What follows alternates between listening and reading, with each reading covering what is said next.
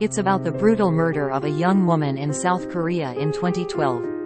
On April 1, around 10:32 p.m., a company employee named Kwok was suddenly attacked and dragged into her assailant's house near Jadong Elementary School in Poldal-gu, Suwon. She was held captive, sexually assaulted, and ultimately murdered in a very violent way. The perpetrator, Woo Won-Chun, a Korean-Chinese, was caught shortly after the crime. Following the incident, the image of the Korean-Chinese community worsened even further. This incident had a significant impact on popular culture, becoming a turning point where most Korean Chinese were depicted in a negative light. Due to the police's inadequate initial response, there was a loss of trust in the police force. The victim, Kwok, who had a chance to survive, died, and even after 10 years, the goal of independent investigation rights has not been achieved. This resulted in Police Commissioner Cho Yun-oh taking responsibility and resigning just 9 days after the incident occurred. CCTV footage showed the culprit, Woo Won-Chun, attacking Kwok suddenly from behind while she was walking, dragging her into his house. It was revealed that Woo had offered Kwok money for sexual services, but when she refused, he attacked her with a spanner, rendering her unconscious, and then strangled her to death. Kwok had called 112 to report the incident while it was happening. But the police failed to locate the perpetrator, despite her giving them information on his whereabouts.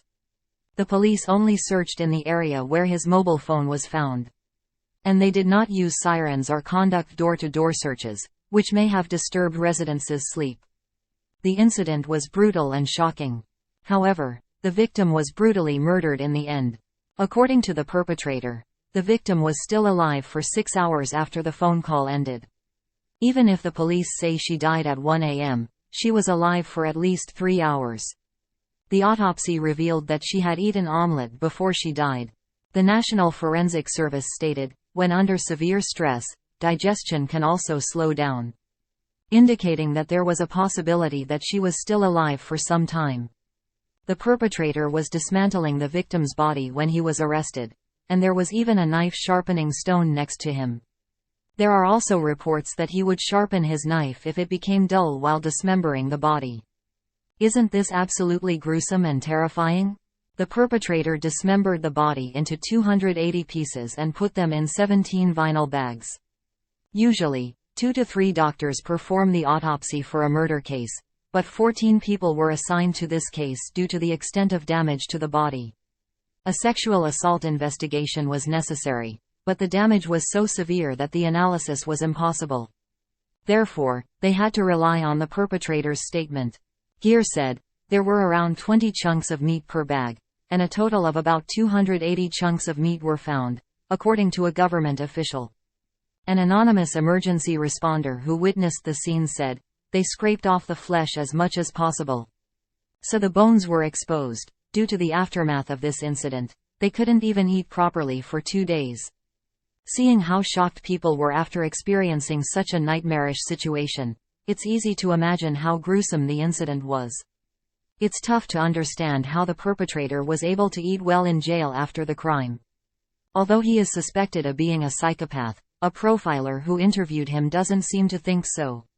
However, kidnapping a passerby and committing dismemberment murder is not an accidental crime. The police are investigating unresolved cases in the area during his stay. However, due to some false rumors, people are spreading lies that the victim was at fault for this incident. Nevertheless, considering the heinous nature of the crime, it's natural to focus on investigating the case. And that's why the perpetrator has become the prime suspect for unresolved issues. However, bone fragments were found in the ashes of his house fire at the end of April. The bones were collected by the police, and orthopedic specialists and other experts as likely human bones identified the larger fragments. The smaller portions were unclear and investigated by the National Forensic Service after being collected by the police. The results of the examination showed that they were animal bones and were announced as such. Some media outlets have revealed the perpetrator's identity, and a photo of the perpetrator has been released on the Dong-A-Ilbo website.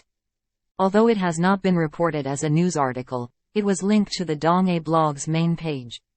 The perpetrator's face was already visible during the on-site verification, and Chosun Ilbo published an article that revealed the perpetrator's whole face. JTBC also revealed the perpetrator's identity on April 10. Finally, on June 15, 2012, the first trial court sentenced the perpetrator to death.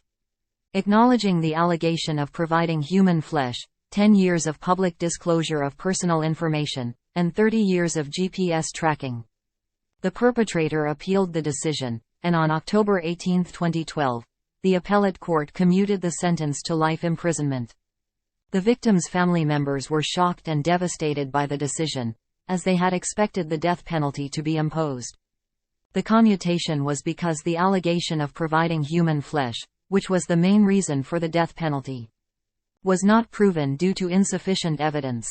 The appellate court stated that although the perpetrator dismembered the victim's body into hundreds of pieces, it cannot be concluded that the purpose was to provide human flesh, and thus, the allegation was not acknowledged. Instead, the perpetrator was convicted of common crimes such as sexual assault, murder, and corpse mutilation, and a life sentence was deemed appropriate. The public was outraged by the lenient sentence. During the national audit held the day after the verdict, both the ruling and opposition parties strongly criticized the judge for being too lenient. In January 2013, the sentence was confirmed as life imprisonment. The rejection of the allegation of providing human flesh was cited as the main reason for the commutation in the appellate court. On the day of the accident, the victim was walking home, a journey of over 1 kilometer. As it was a holiday, the local bus service had ended early, and to save even the $2 taxi fare, she decided to walk home. Her father was a day laborer, and her mother worked in a restaurant, so her family struggled financially. She attended an unemployment-focused high school and worked as a clerk at a car parts company for 2 years after graduation.